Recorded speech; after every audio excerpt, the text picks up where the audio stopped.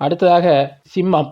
சிம்ம ராசிக்காரங்க ரொம்ப கஷ்டப்பட்டுட்டு இருக்காங்க அஷ்டமச்சனியின் காரணமாக. அதோடு ஜென்ம கேதுவும் அவர்களுக்கு தொந்தரவுகளை கொடுக்க ஆரம்பித்திருக்கிறார். அதிலும் அஷ்டமச்சனி முதல்ல இருக்கக்கூடிய அந்த மக நட்சத்திரக்காரர்களுக்கு தான் ரொம்ப கஷ்டத்தை கொடுத்து கொண்டிருக்கிறார். ஜென்ம கேது பூர நட்சத்திரக்காரர்களுக்கு 3ஆம் 4ஆம் பாதங்களுக்கும் அதே போன்று உத்திர நட்சத்திரக்காரர்களுக்கும் இன்னும் கேது விட்டபாடில்லை. அந்த அடிப்படையில இப்போது வரக்கூடிய இந்த குரு பயிற்சி ஓரளவுக்கு நல்ல பலன்களையே தருங்க.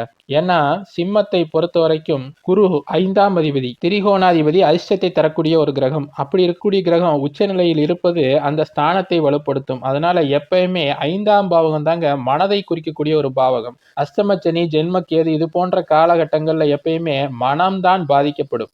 அதாவது மனதுல ஒரு நல்ல சிந்தனையோ ஒரு தெளிவோ கிடைக்காமல் இருக்கும். அது போன்ற ஒரு காலகட்டங்கள்ல 5ஆம் அதிபதி உச்சமாக இருப்பது அந்த தன்மையை மாற்றி நற்பலன்களையே தரும்.